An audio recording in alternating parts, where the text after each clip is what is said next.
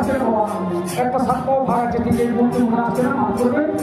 আর ওই অর্ধেকটা হচ্ছে শ্রীকৃষ্ণের 3টা বেনু, বাঁশি আর মুরলী।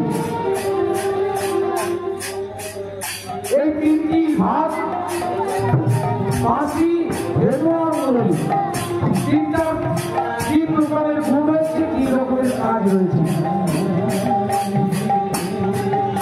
তাহলে সেখান থেকে বাঁশি মানে বেনু কাজ করে, মুরলী কাজ করে, আর বাঁশির কাজ করে বাবা।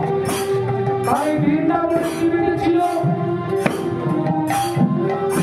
কখনো বাঁশি বেজেছে, আবার কখনো মুরলী বেজেছে। মুরলী করতে গেলে বৃন্দাবনে আবার ভাগ আছে। বৃন্দাবনের 12টা বোন, 12 বোনের মধ্যে কোন ঠানে কোন মিষ্টি বেজেছিল কৃষ্ণ বাজিয়েছে, এবং কখন কোন সময়ে কিসের কারণে।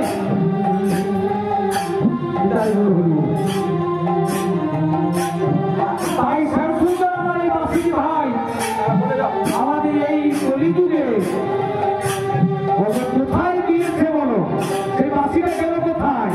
বলছি চূড়া বাঁশি ধরা কোথায় রেখে এলি রে কালা, তুই যে চৈতন্য রূপ ধারণ করেছিস সে বাঁশি তোর কোথায় গেল?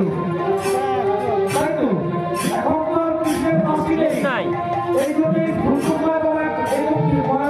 বয়স্ক বাবা কি করেছে বলছে ঠাকুরের সঙ্গে মাফ করবেন, কথাটা বুঝতো ভাববার বিষয়, মন ঠাকুরের মুখে